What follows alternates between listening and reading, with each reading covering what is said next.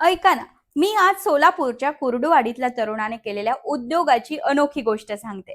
तर झालं असं की या तरुणाने अमेरिकेतली नोकरी सोडली आणि भारतात येऊन आपल्या शेतीत उद्योग करणं सुरू केलं.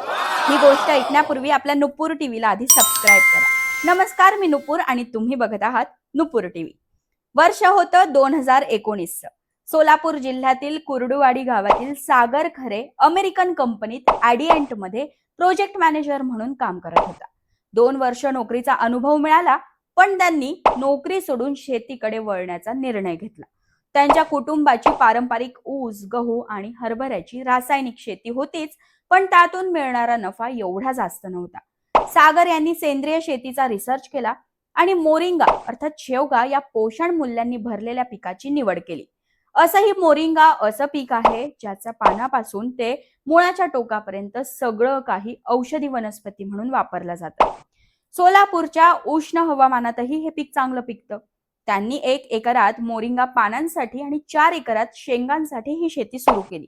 पानं सुकवून त्यापासून पावडर तयार केली आणि ती भारतात व परदेशातही एक्सपोर्ट केली. त्यांचा एकूण वार्षिक टर्न ओव्हर आता 36 लाखांचा आहे.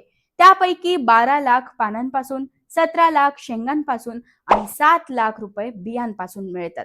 सर्व खर्च वजा केल्यावर त्यांना 30 लाख निव्वळ नफा मिळतो. म्हणजेच प्रति एकर 6 लाख रुपये नफा मिळतो. सागर यांनी मातीची सुपीकता वाढवण्यासाठी हरित खत आणि गांडूळ खताचा वापर केला. त्यांच्याकडे 3 गायी आहेत आणि त्यांनी गांडूळ खतासाठी 10 किलो गांडूळ विकत घेतले. त्यांनी सेंद्रिय शेतीच्या तंत्राचा वापर करून मातीची गुणवत्ता सुधारली. सागर खरे यांनी आधुनिक शिक्षण आणि पारंपरिक शेतीची कास धरत एक आदर्श उभा केला की शेतकरी कधीच उपाशी राहू शकत नाही, त्याला फक्त आधुनिकतेची जोड हवी.